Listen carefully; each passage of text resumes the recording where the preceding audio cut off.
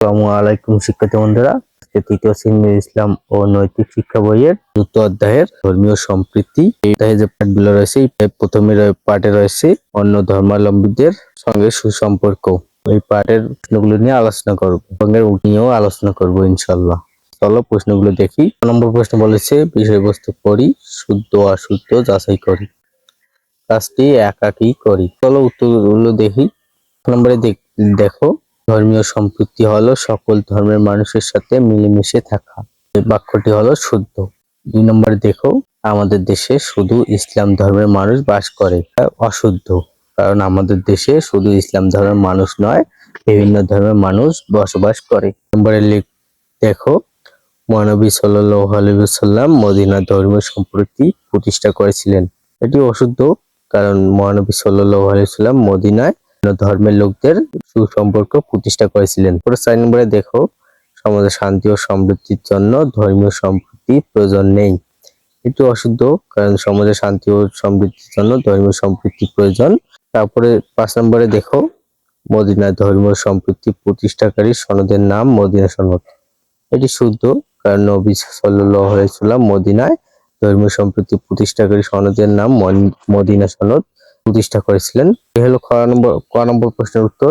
তারপর খ নম্বর প্রশ্নে চলে যাও। খ নম্বর প্রশ্ন বলেছে, কি কি কাজ করলে অন্য ধর্মের লোকদের সঙ্গে সুসম্পর্ক গড়ে ওঠে তা বর্ণনা করি।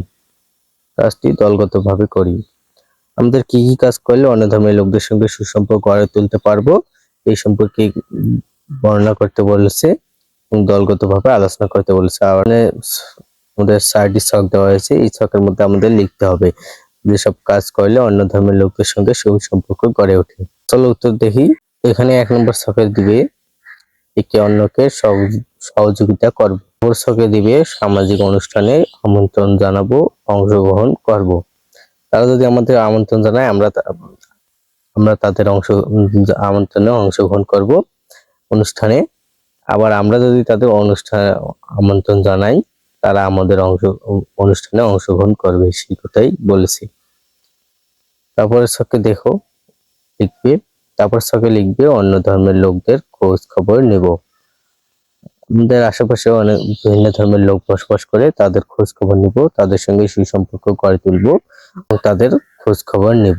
তার সর্বশেষ ছকে লিখবে বিপদ আপদে তাদের পাশে দাঁড়াবো এবং সাহায্য করব। এই হলো ক নম্বর প্রশ্নের উত্তর।